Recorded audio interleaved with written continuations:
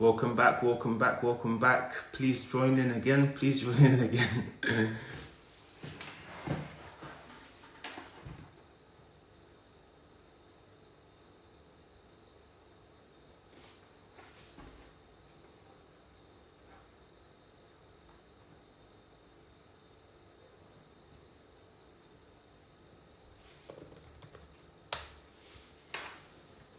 Hi everyone again. Sorry, Instagram doesn't want us to give out all of these gems, unfortunately.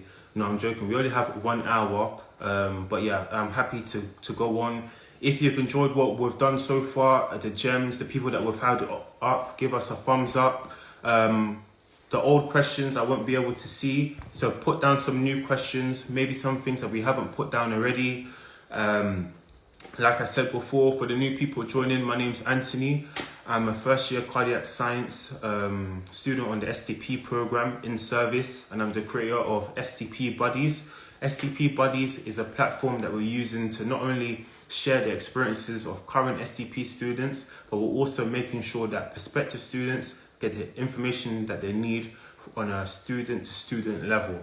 Okay, so make sure you're giving me thumbs up if you've enjoyed this evening so far. Like I said, please check out the STP Buddies bio on the Instagram, or if you're watching on YouTube, check out the description.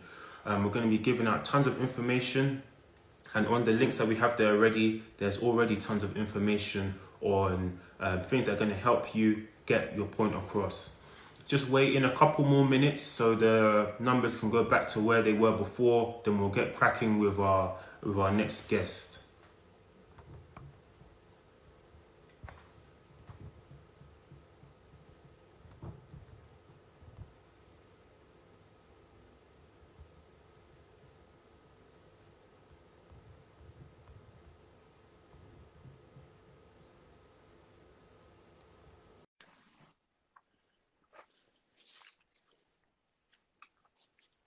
Oh,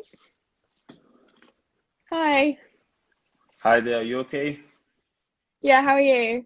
I'm good, thank you. Nice to meet you Lovely. again. This is another virtual meeting, Yeah. unfortunately. For the people joining, there's still a few people joining.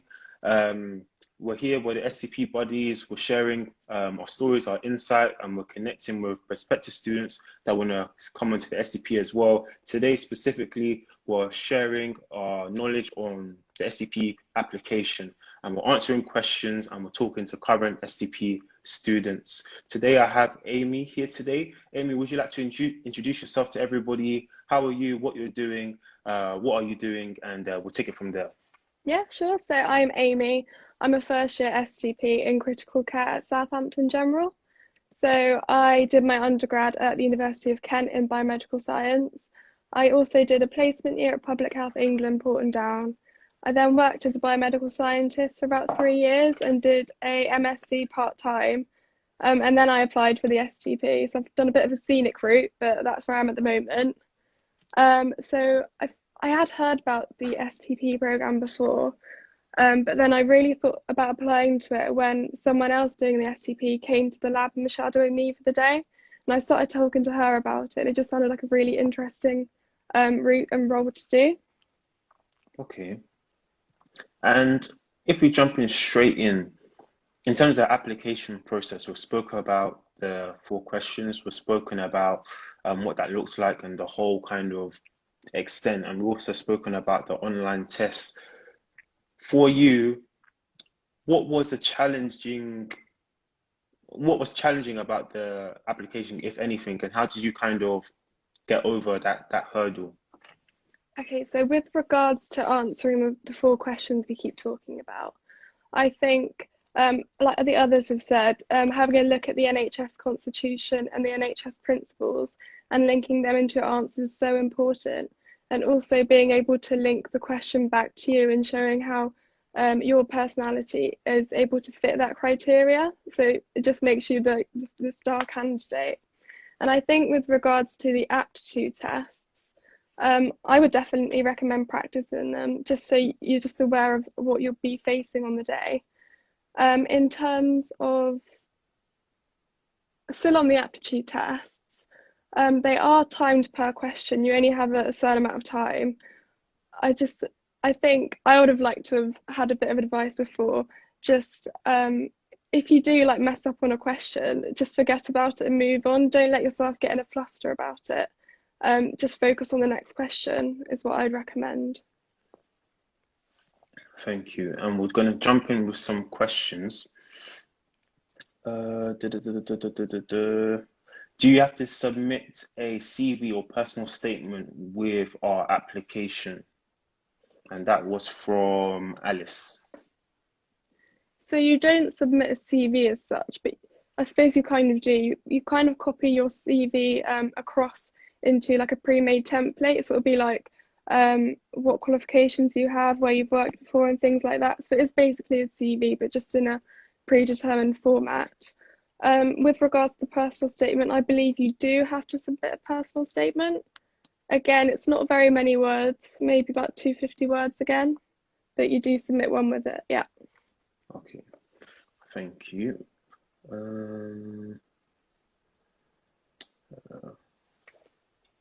Are there many opportunities to contribute to or conduct your own research during the STP? So because you are undertaking a master's alongside working a full-time job, you do undertake a research project in the third year. So you do get to conduct a piece of novel research. So yeah, I'd say yeah, you do. Okay. And if we don't have any other more questions, is there anything that we haven't spoken about, Amy, that you would like to maybe share in terms of questions that prospective students could have about applying in January?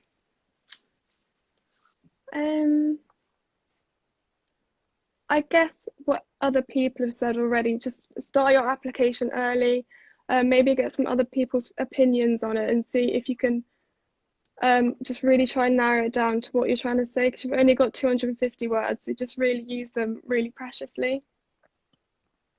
Okay, thank you very much. And lastly, maybe to the STP students currently in the live, what's that one thing that you're doing to make sure that, you know, metaphorically keeping your head above the water during, you know, such unique times as these with the COVID-19 impacting our STP experience?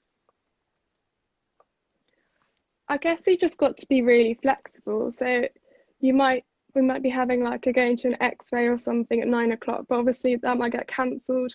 And it's just having that flexibility and level-headedness, because whatever's planned isn't going to happen realistically. So you just got to be flexible and just be chill about whatever you're going to do instead. So really be adaptable. Exactly. Excellent. Any last words? Well, if you're thinking about applying, just go for it. What's the worst that can happen?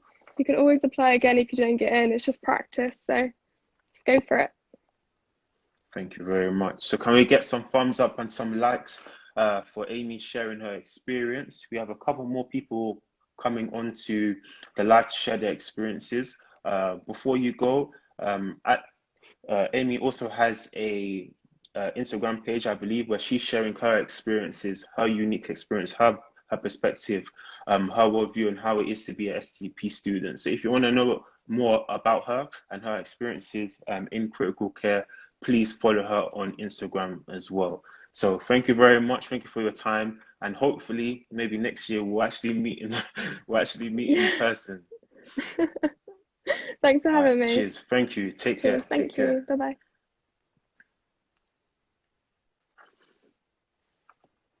So that was Amy. For the new people that have just joined, again, my name is Anthony. I'm creator of the STP Buddies, and here today we're just answering some questions. This is just a Q&A session for mainly prospective students wanting to come onto the STP program, and for the current STP students on the live as well. We're kind of sharing the tips that are helping us get through the program with COVID-19 kind of impacting our studies. So the next guest that we have, one of the last guests, is a guest that also shares my specialism. She's in cardiac as well, and I definitely know she'll have some experience to kind of share with you guys today. Please be leaving your questions in keep getting your questions, and this is the opportunity to. A lot of people don't have the chance to see a lot of SCP students or connect with them or ask them questions, and this is the time to. If there's anything that we haven't spoken about that's on your mind, don't fear, just put a question in and we'll try to get to it as quickly as possible. I'll be able to see it if you use the question function as opposed to using it in the comments, or I'll have to keep scrolling. So I'll add in our next guest.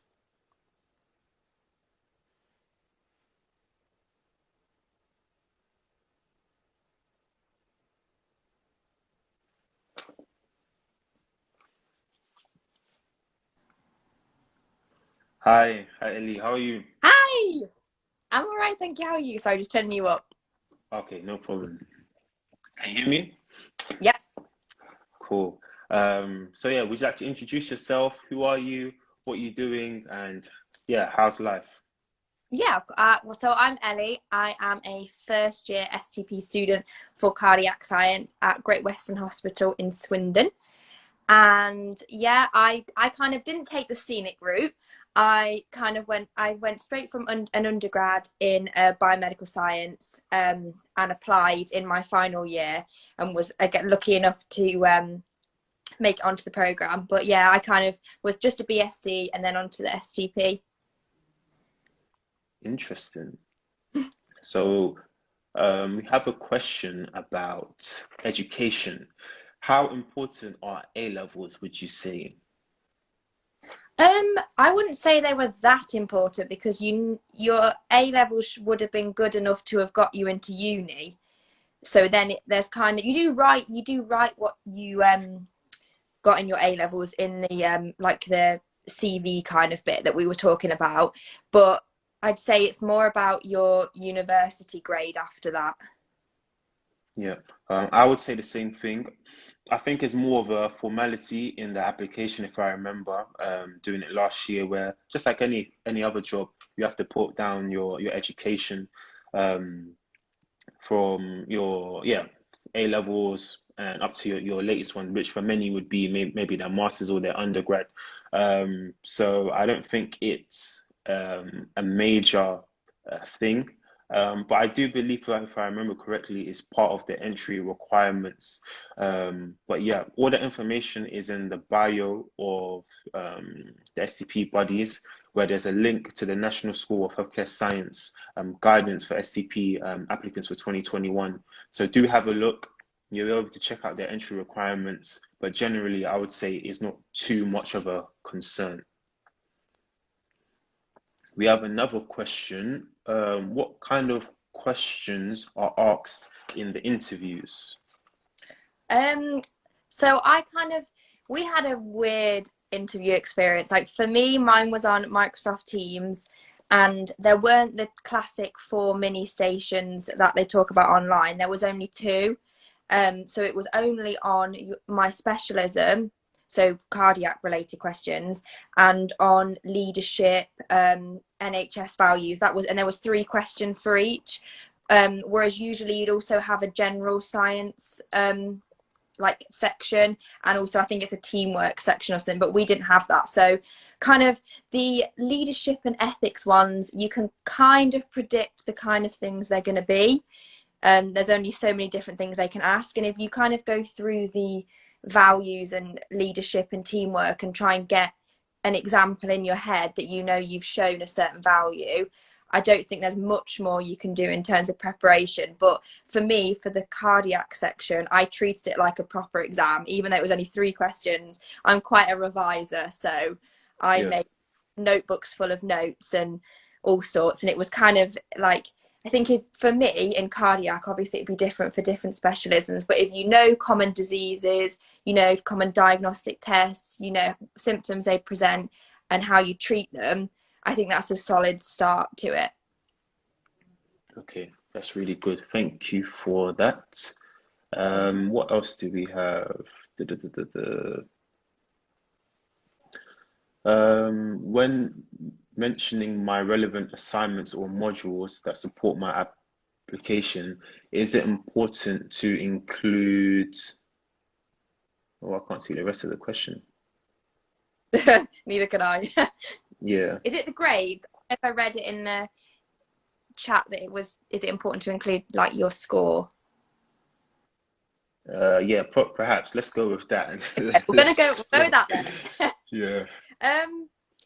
If you're I don't think you include them anywhere. I guess if you were talking about in your application questions, say me doing biomed and I knew I wanted to do cardiac because I'd done a cardiology module and I'd achieved a first or something like that, you could say it, but I don't think it's necessarily like critical to your application. I think they're more interested in your overall grade of what you end up with in your degree, and obviously you don't know that when you apply, but you kind of know what you're predicted, and then after you get a place you have to send in proof of your university certificate of the grade that you got to prove that you did meet the entry requirements. Okay. I think that's I was just going to add, sorry, just about the aptitude tests. I did purchase a set of tests. I feel like that question's come up a lot. Again, as a reviser, I'm quite a practicer, so I couldn't find very many free tests online. And for example, I haven't done maths really since GCSE. I didn't have A-level maths, and I'd only done a bit. I was the same, to be honest. It was stressful. So I got mine from a website called Talent Q, and there are examples of logical and numerical tests, and they also do little handy videos, because in the like the numerical test, the main things are like tables and charts, pie charts and all that kind of stuff, because that's the kind of thing that you'd be more likely faced with in a hospital, and it kind of teaches you the way to approach that, so what columns to look in first and where to extract the information from. So it's not just the practice test that comes with, but also helpful videos. So I did that. I think it was about £50, which is a bit extortionate, really. But yeah, it was quite a lot. I think I used the same one. Did you? Yeah, I used the same one, and again, it was my second time applying for the STP, but that £50 kind of took me back a little bit. I know, it was really time. It was like for a student, you've got no money and you spend £50 on some tests. Yeah, exactly. And you know, the test itself, it doesn't mean that you're definitely going to get in, so it's a risk. But if we're going to learn anything this evening, is that you just have to go for it. If you think it's going to be of value, if you think you need it, like Ellie and myself that hadn't really done or used maths in that sort of way, and again, it's there's a time constraint, so we haven't got a lot of time to think. Even though you can do the online test anywhere, it was something that was an investment, and it definitely helped us, and I know it's helped a lot of other people as well. So yeah, do check that out. And there is one or two free ones, but the reason I would say go for that is like you just said, there's so many examples. I think I dedicated almost maybe like a month or so making sure that, right, I'm gonna get £50 worth from this thing, and going through all the logical reasoning questions to the extent where I was able to actually identify patterns of, okay, there's this sequence, I know that, okay, it's probably going to be this, or you start to work out rules, or even on the math side, you start to practice. It's not about getting perfect, but it's just about getting better, and it just gives you a lot of resources for that. So yeah, thanks for bringing that up. I definitely say as well, don't lose hope after you've done the aptitude test, because I got nothing right, especially on the logical test. There's arrows going in all sorts of directions and I couldn't see any kind of pattern, so I just had to click, and somehow I managed to get in the top 2/3 to get through. So don't lose hope after those tests, definitely. Yeah, that's something that I would say as well. I remember speaking to one of my my now colleagues that's also on the STP CETA, and when I actually done the test, you know, I was looking at the screen, my anxiety was through the roof.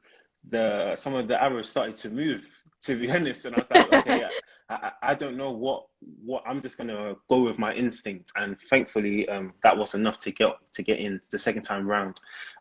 So like I said, this application process, sending off the application, unfortunately isn't the only thing you're going to do. You're going to have to then take the test, then there's going to be time for you to wait.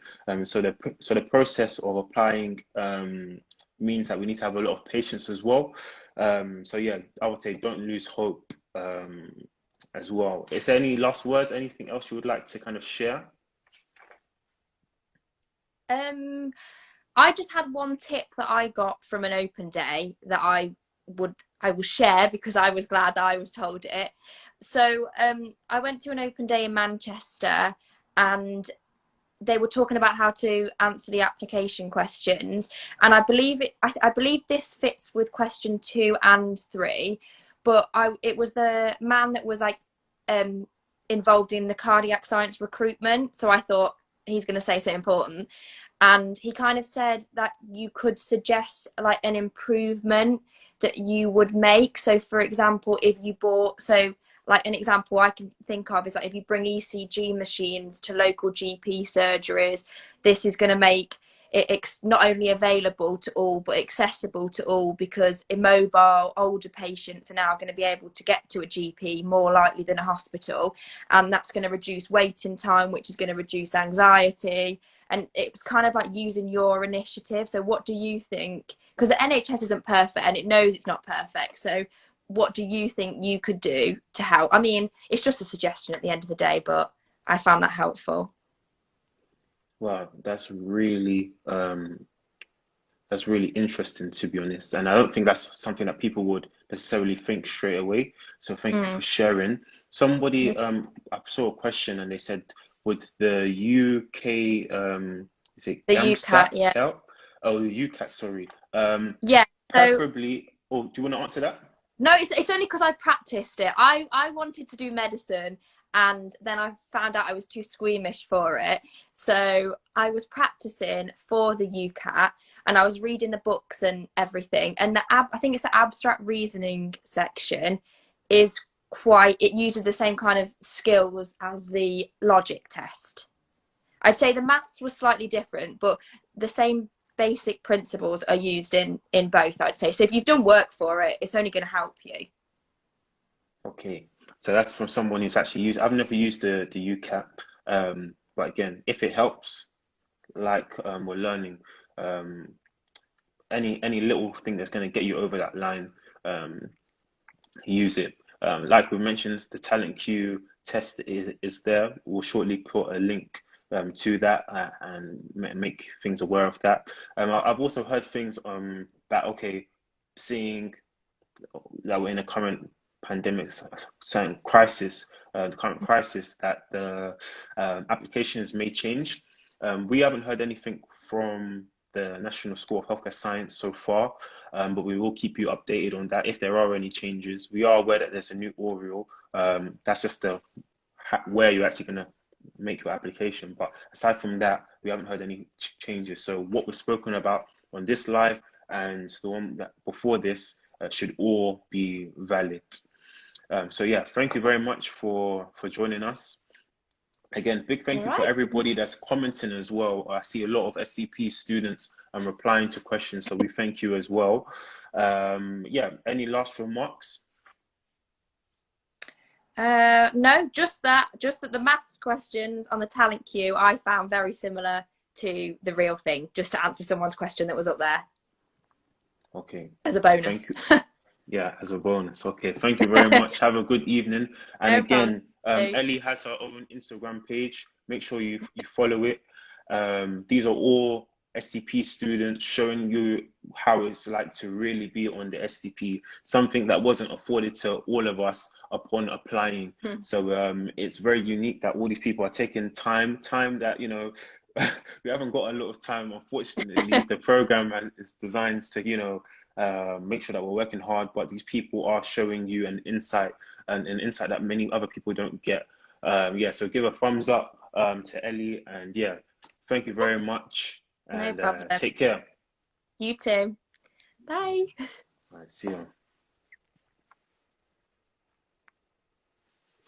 Okay, thank you guys. This has been quite an eventful evening.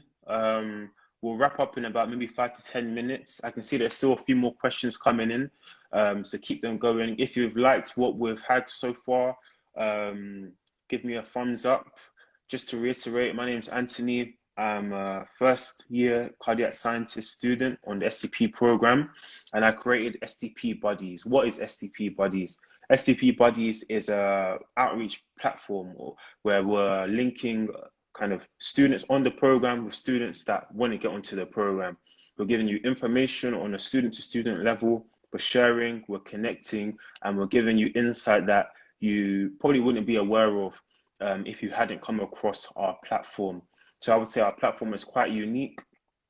We started about a couple months ago, and it's just recently this month we've taken the challenge to connect with other students, create a STP Buddies network to get across the fact that yes, there's young people in healthcare, beyond doctors, beyond nurses, that are working to become what we're actually working to become, which is clinical scientists. So I'm just going to answer a few more questions and we'll wrap up.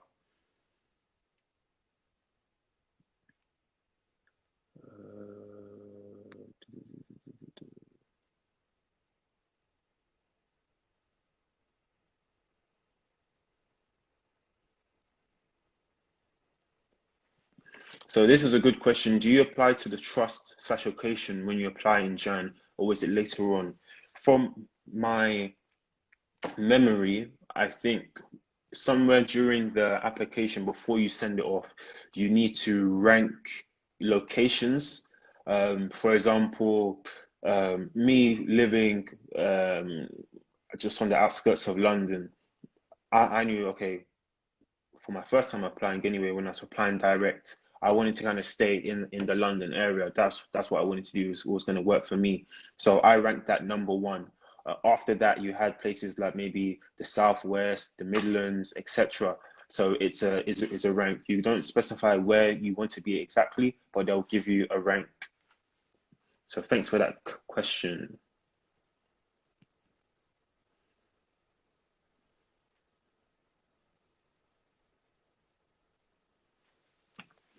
Are the talent queue tests included in the jobs test prep pack, or is it a separate thing?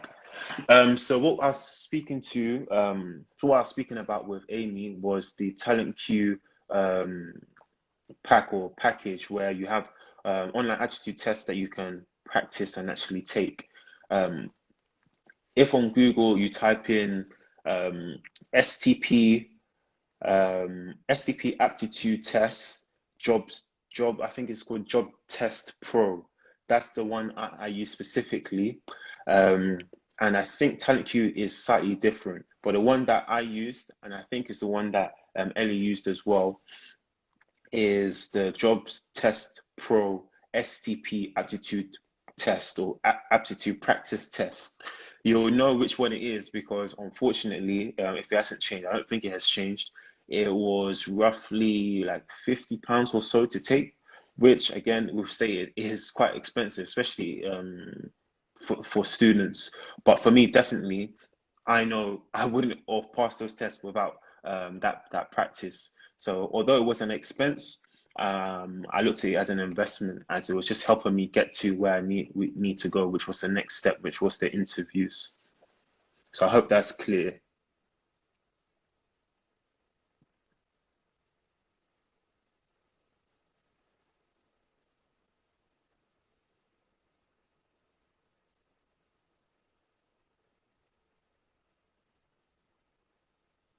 So I'm just looking at a few more. Most of these we've answered already. This is a good one. Do you train in the area of your university provider? The answer for that is no. So for me and a couple of the students that have come up, especially Ellie, so the university that we're in, because we're in cardiac, is the Metropolitan Met University, Manchester Metropolitan University. And of course, for me, I'm based in London. So where you train in terms of your university, or where you train, sorry, in terms of your trust, can be a different location compared to where your university is. That isn't necessarily an issue. Before COVID, students that I know that were on the STP before me just had to travel up for their study block and then return back to their normal clinical duties at their hospital. So that's how it is mainly for us. For the people that you've seen, except for Tim, who's in his third year, they're all first year students, and like them, I also had to stay at home for 6 weeks in the first year, and then we were attending lectures and webinars online from our computers, from our laptops. So yeah, I hope that answers the question as well. And yes, I can see Ellie replying to someone saying we were able to rank our location preference in March and our original interviews were scheduled for April. So yeah, thank you for that.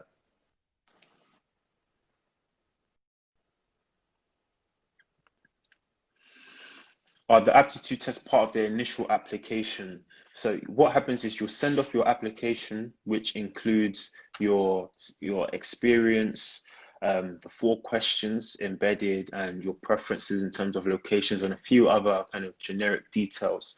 You send that off through the Oriole system, and then that's done. Then the national school sends you an email later, and you have a certain time frame to complete the online aptitude test, the 2 tests, which is numerical reasoning and the logical reasoning. Then you have a certain time to do those. You click the link, just like any other test that you've ever done online. But these ones, they're timed. Yeah, instructions are very clear for you to take them. You do that, and then you wait on the response from the national school as to how your application is going to move on from there. So I hope that answers that question. Thank you very much. Like I said, we're just rounding up. A few more questions coming in.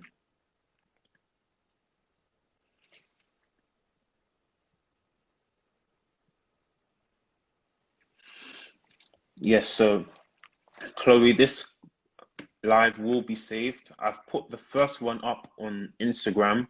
The second one I'll put on Instagram as well. But these lives, in addition to further information from people that you've seen and the STP Buddies network beyond, is going to be on our YouTube page. We have a YouTube page called STP Buddies. The link is in our bio, STP Instagram bio. Click that link and the information is going to be there to subscribe. Also, we're on Twitter as well.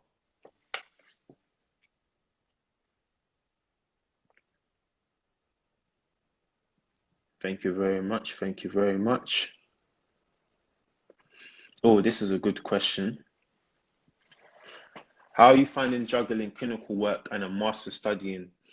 Is it timetabled or more down to you? Now, this is a very good question. Initially, the 6 weeks. So in your first year, we have 6 weeks of the study block, online studying, because of COVID. It was online. That was very much scheduled. We knew what we were doing every single day for the 6 weeks, and coming out of that, it depends on the student and the training officer and the schedule that you've fixed, really, in terms of it being timetabled. I'm thankful to have a good relationship with my training officers, and my rotations, my study days, we speak about that prior to those days coming about, and then I have a schedule of where I need to be, what I'm doing, and upcoming events.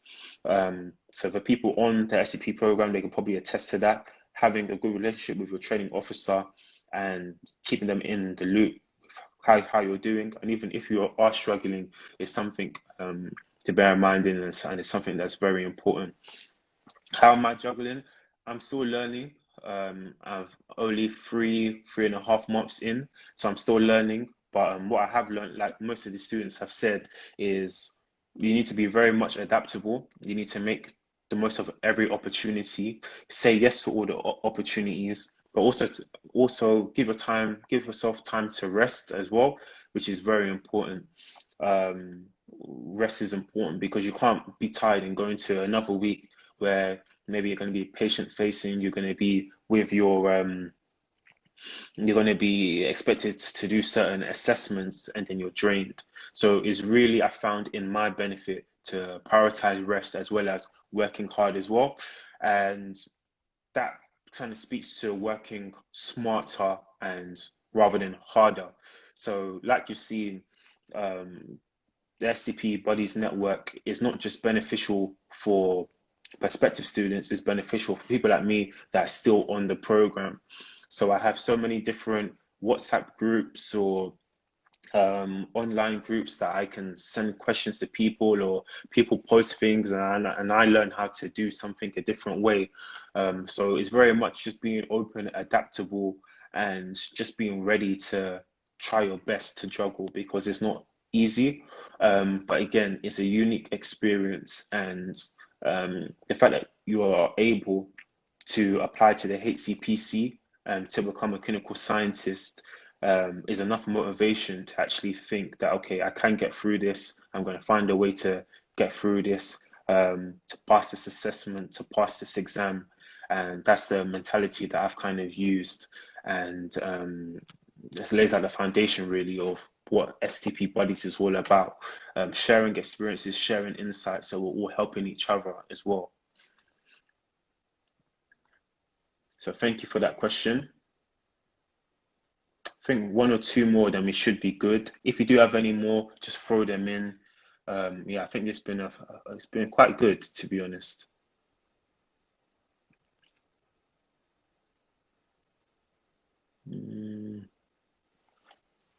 When did you find out you were accepted into the STP? How many months after the application? Well, if I'm not mistaken, the applications opened for the 2020 applicants in January, like they will for the 2021 students. And it wasn't up until February that online aptitude tests closed. If I am mistaken, someone will correct me down there. It wasn't until February that they closed. Um, Maybe it was like, maybe, I don't know, like April or something. I can't really remember, but it wasn't straight away. Um, in terms of finding out that that I was gonna move forward, and much like the people that are probably on here that are SCP students, I was on all the forums seeing other people get their emails back, and other people get messages and updates and saying that they're being um, moved to the interview stage, etc. But yeah, as Alice is saying, she found out in June. So yeah, that's quite a lot of time. You have January, then you have June. It's quite a lot of time difference.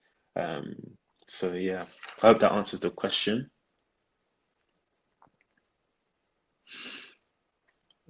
If you haven't already,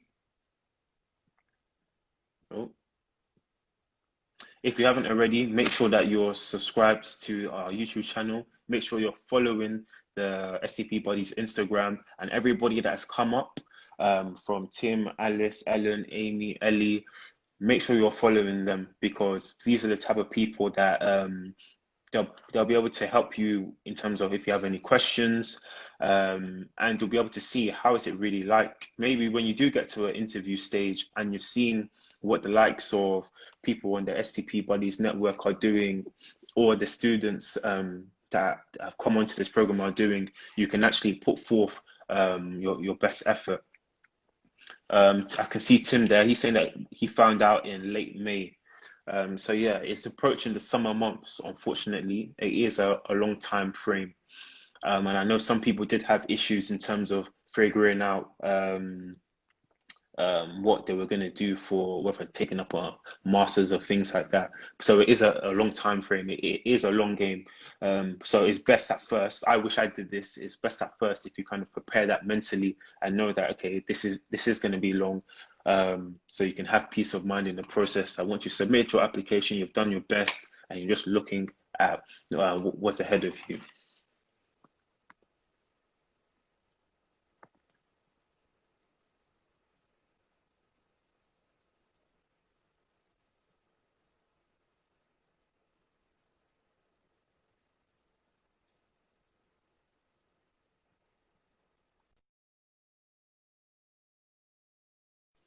Will research placement experience significantly affect acceptance chances and how well you've settled?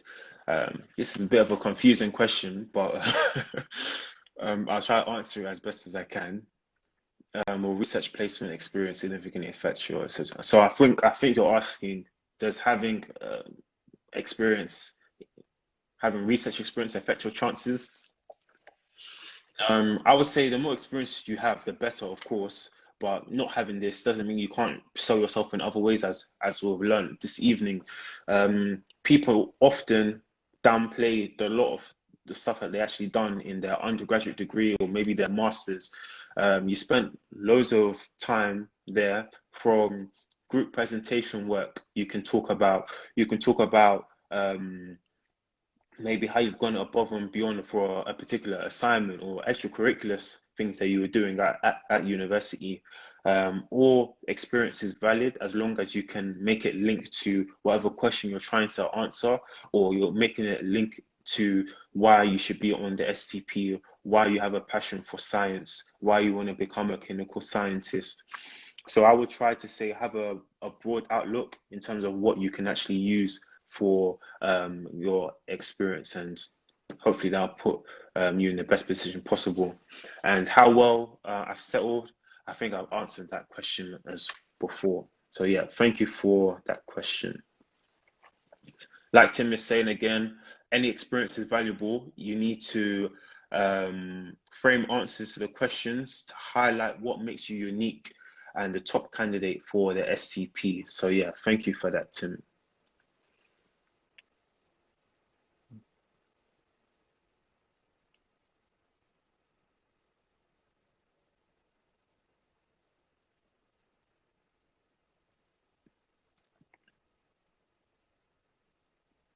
I think we've got one question here.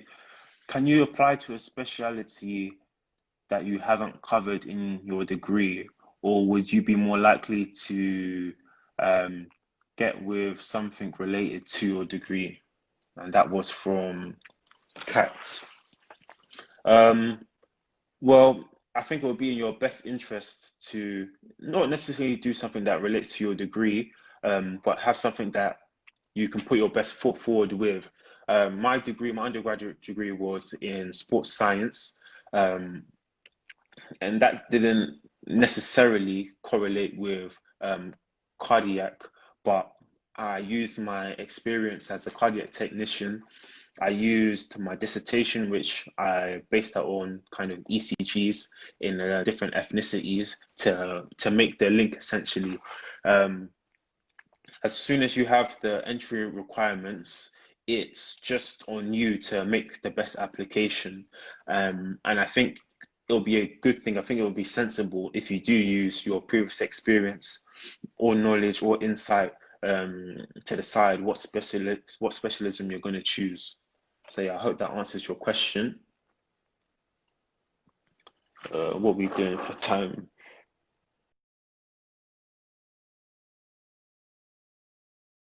Cool.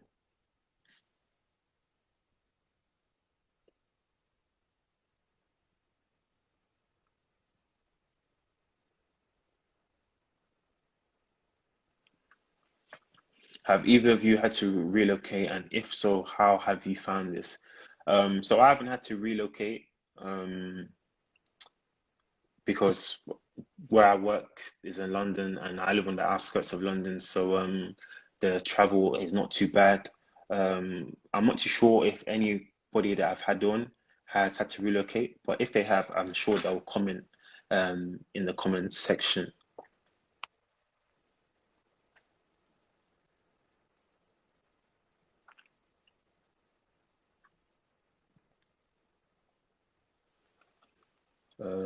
Do you apply separately to the universities which offer the MScs/STPs? From my knowledge, from if I remember, I don't think so. I think you just apply for your specialism, and then whatever specialism you've chosen, it's associated with a certain university. So I don't recall specifically choosing Manchester Met. I may be mistaken. But it's definitely within the application process if I did. But from my memory, I don't think I chose. Once you choose your specialism and okay, you're successful, you get through. I think you're then told, okay, look, this is this is where your university provider is, and yeah, it's as simple as that. I think if anybody has anything to add, current students, drop a message down to help me out. Yeah, thank you. Yeah, thank you, Alice. Had to fill out an application form from the uni, but we got assigned to the uni and had to guarantee us a place. Okay, cool, I'm right. Thank you very much. I think that's all, to be honest. We've answered all the questions. Thank you very much for everybody interacting. Thank you for all of my guest speakers who, on a short notice, said, "Okay, yeah, let's do this, Anthony. Let's share our experiences." So yeah, this has been very good. This is something that I wish I had to see. We would have liked to do this in person, myself and other people in the STP Buddies Network, go out to universities, go out to schools, go out to higher learning institutes to do what we're doing now. But like we said, the key thing that we've taken away is that we will have to be adaptable. The pandemic has meant that there's been a lot of changes and we have to do our best. We all have to do our best, SCP students, prospective students, to get to where we need to go. And hopefully I've helped you do that today. So again, big thank you to everybody that was interacting. Thank you for everybody that came on, and thank you for everybody that has been watching. I hope you've been able to take away some points from this and you have a lot to write down. Over the next week or so, we'll upload the lives onto YouTube. Make sure you're following the Instagram page as we'll have more information on the STP Buddies network, what we're doing, what we're getting up to, future events, be it virtual or hopefully in the future in person, where we can actually interact with each other and later down the line celebrate the success that we're having.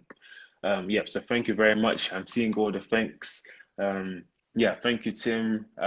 Thank you, Samit. Thank you, Katie. Thank you, everybody, for this. Take care and have a good evening. See you later.